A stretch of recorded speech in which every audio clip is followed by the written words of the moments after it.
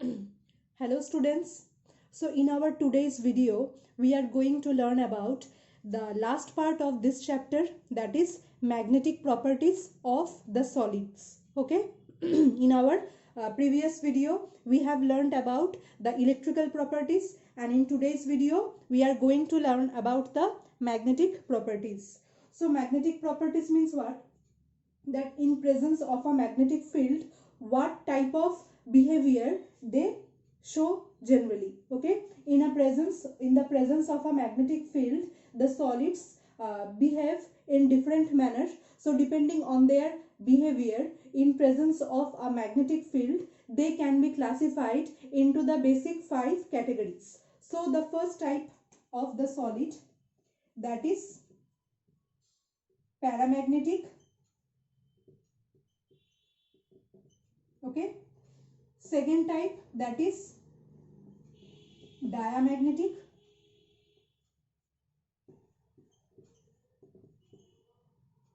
Number 3, third type, ferromagnetic.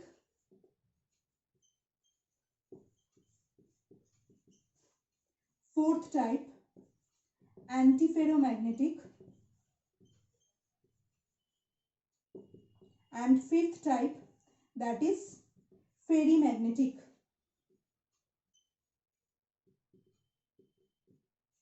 Okay, so these are the basic 5 types. These are the basic 5 types of the solid depending on their magnetic behavior. Okay, so let's start discussing about these substances. So the first type, that is paramagnetic. So paramagnetic substances are those which are attracted by magnet, but they are very weakly attracted. Okay, so that means the attractive force applied by a magnet, that is not very stronger. So they are very weakly attracted by a magnet, and if it is placed in a magnetic field, then it generally moves from a weaker magnetic field to a stronger magnetic field. Obviously, because it will try to replace itself, or it will try to move from a place where the magnetic attraction is lower towards a place where the magnetic attraction is greater. Okay, because at that place, at the stronger field region, the magnetic attraction will be higher, so it will try to move to a place where the magnetic attraction is greater. Okay, so therefore basically it is attracted by magnet, but the attractive force is very low, and if it is placed in a magnetic field, then it will move from a weak field region to a strong field region. That means to a weaker to a place where the attraction is lower towards a place where the attraction by magnet is higher. Okay, so now next, this is actually a temporary type magnet, because if we now remove the magnet from it, okay, if we now remove the magnet from it, that means in absence of magnetic field, again it will be turned into a normal substance. That means it will lose its magnetic character in absence of the magnetic field. So that means here we are determining their properties in presence of a magnet, or in presence of a magnetic field. Just we are determining that how will they behave when they are close, or they are placed close towards to a magnet. Clear? So paramagnetic substance will behave like a magnet when it is placed close to a magnet, but if you just remove the magnet from it, okay, so then it will behave normally, or it will lose its magnetic character, and it has a very lower attraction towards the magnet. And what is the reason of its paramagnetic behavior? So this type of behavior is called paramagnetic behavior. So what is the reason? So in different types of atoms, in different types of elements, or in different types of molecules, we can see this type of behavior. So this behavior is actually due to the presence of unpaired electrons in their atomic orbital or as well as in their molecular orbital. If unpaired electrons are present, unpaired electron means single electrons like this, okay. If electrons are present in a pair, so then it will not show paramagnetic behavior. If the electrons are present in a single state or in unpaired condition, so at that case it will show the paramagnetic behavior, okay. Clear this one? So all examples of elements just like sodium, aluminium, oxygen, okay, then copper oxide. So these are sodium, aluminium, copper oxide, etc. Many examples are there which act as a paramagnetic substance, okay. Next is diamagnetic substance. So diamagnetic substance is just opposite of paramagnetic substance.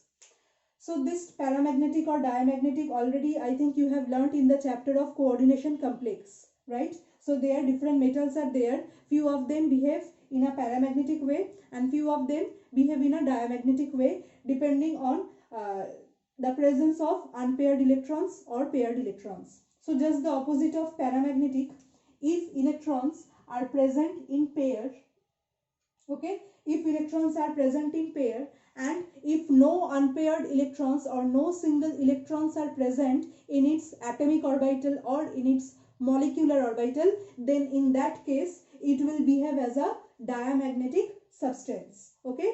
So diamagnetic substance have the properties like they are not attracted by magnet, instead they are repelled by magnet, okay. Paramagnetic substances are weakly attracted by magnet, but diamagnetic substances are repelled, repulsion, that means opposite of attraction, okay. They are repelled by magnet, and so the reason is the presence of paired electrons in its atomic orbital or in its molecular orbital. So the examples are just like copper, zinc, NaCl, KCl, etc. These are the examples of diamagnetic substance, okay. Next type is ferromagnetic. So ferromagnetic substances means this type of substances are now strongly attracted, okay. This type of substances are strongly attracted by magnet. So what are their properties in gist? These are weakly attracted. The first type, this is repelled, and this one is strongly attracted.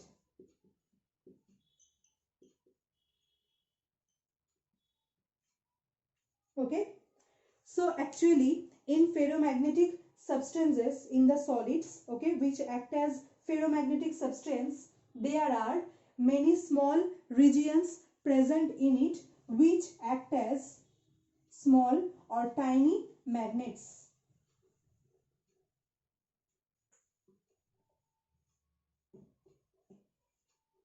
In ferromagnetic substance, there are very small regions which are called domains, and they act as tiny magnets, just like this one.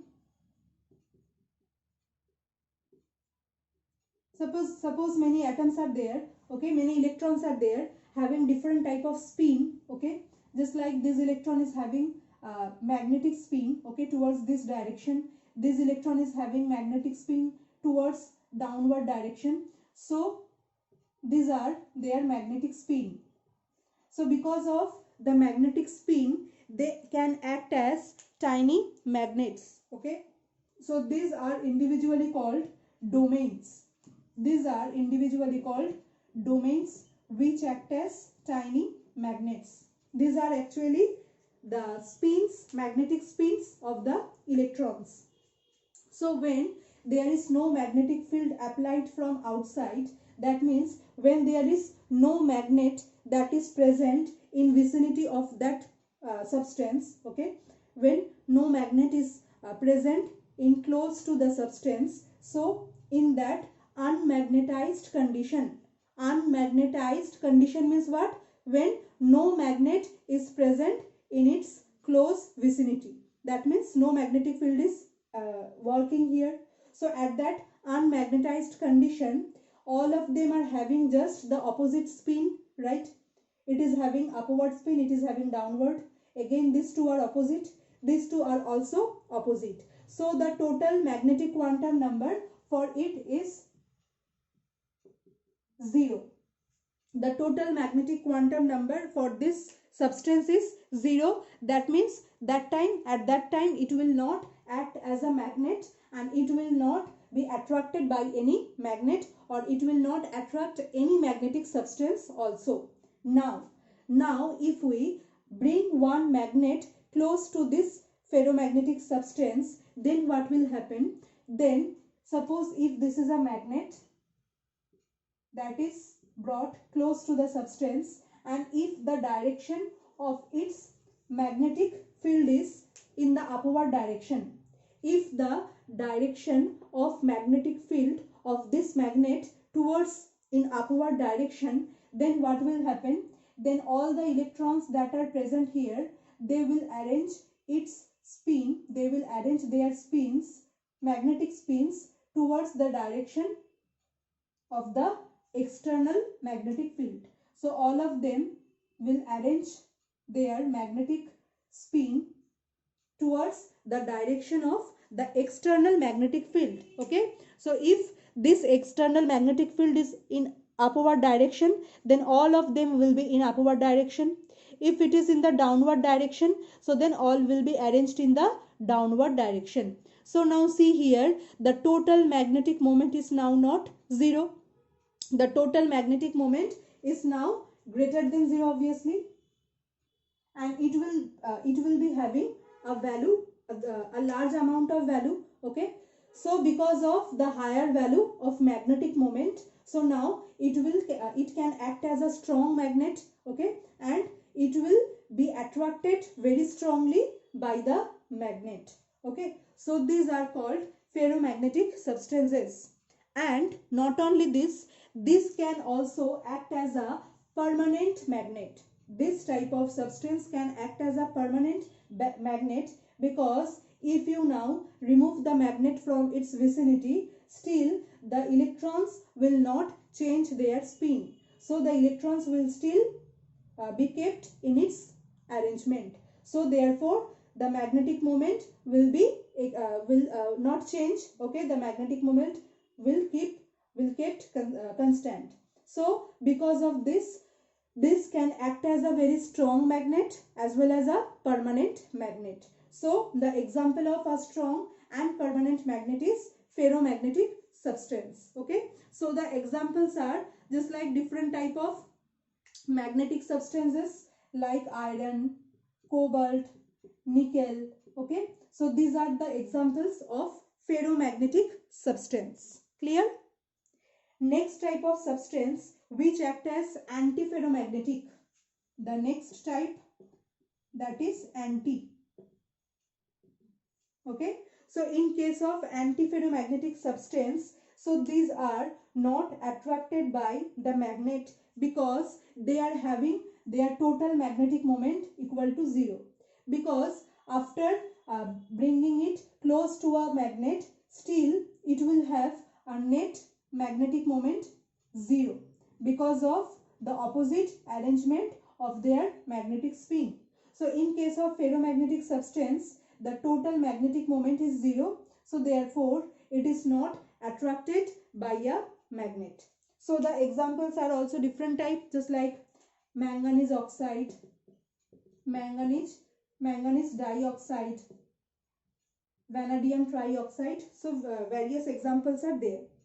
And the last type, that is ferrimagnetic substance. So ferrimagnetic substances are now weakly attracted substances by magnet, because here the spins, they will be having the total magnetic moment not is equals to 0 but greater than 0. Just like suppose 1 2 3 4 5 6 7 8, 8 total spins are there. So among which suppose 3 are of upward sign and 5 are of downward sign. So that means the net total sign, that will be this plus 3. Suppose this is the upward sign, suppose it represents positive, and the downward sign suppose represents negative. So negative. So for 3 this is plus 5, and for this 5 this is minus 5. So the total will be what? Total will be minus 2. Okay. So here therefore it will have the total magnetic moment that will act in a downward direction. So that means it will have a net magnetic moment value, either it will be positive or it will be negative. So depending on it, it will be either attracted by magnet or it will be repelled by magnet, but that force will be very low. Okay, that will be not so very high because of the lower value of the magnetic moment. So these are called ferrimagnetic substances. This like iron oxide, ferrosulfuric oxide, that is Fe3O4, ferrosulfuric oxide or magnetic oxide of iron. And another example that is there, that is the ferrites of formula M2 plus Fe3 2 plus O2, M2 plus Fe2, Fe2 3 plus then O4. So here this metallic ion could be magnesium or zinc or copper. Okay, so this type of substances can act as the ferrimagnetic substance. So these all are the magnetic properties of the solid. Okay, those 5 types just that I have discussed today. And another point that you have to study from this chapter, that is superconductivity. So what is superconductivity? Superconductivity is if it is possible to decrease the temperature of a substance to absolute zero. Okay, absolute zero means 0 Kelvin temperature. So if it is possible to decrease the temperature of any substance to absolute zero, so at that temperature, at that 0 Kelvin temperature or at that absolute temperature, the resistance will also be 0.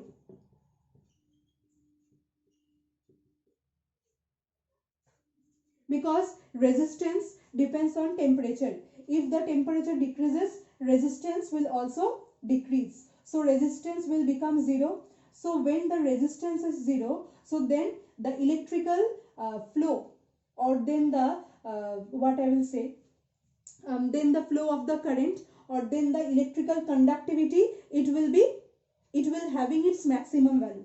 At 0 resistance, the electrical conductivity will be maximum. Electrical conductivity will be maximum. So at that case, this type of substances are called superconductors. Okay, superconductors means when they can conduct electricity at a maximum value or at a maximum amount. Okay, so this type of substances are called superconductors. Their property of showing maximum value of electrical conductivity is called superconductivity, and the temperature at which they can act as a superconductor is called transition temperature. Just suppose, as we know that it is not possible to attain the 0 Kelvin temperature.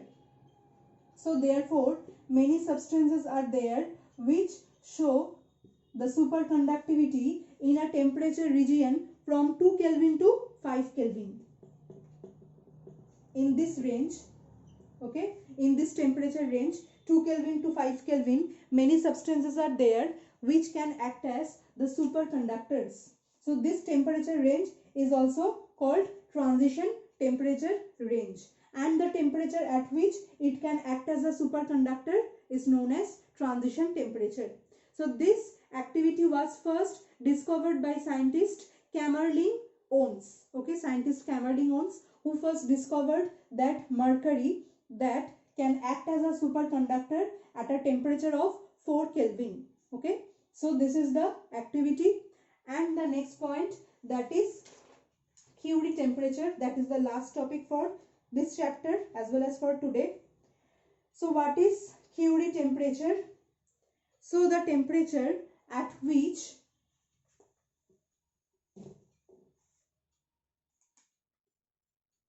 Curie temperature. So the temperature at which a substance, a ferromagnetic substance, a ferromagnetic substance, that means the substances which are strongly attracted by magnet. So the temperature at which the ferromagnetic substances are converted into paramagnetic substances. That means ferromagnetic means what? They are strongly attracted by magnet. Not only that, they are also permanent magnet. But from that, they are converted into paramagnetic. Paramagnetic means what? They are not permanent, they are temporary magnet, as well as they have weak attractive force. So when they are converted from ferromagnetic substance to paramagnetic substance, that temperature is called Curie temperature. So different types of elements are there, just like nickel, iron. They have different type of temperature, okay, at which they can show their, they can convert from from ferromagnetic to paramagnetic. So these temperatures are already very high, just like near about 1000 Kelvin temperature.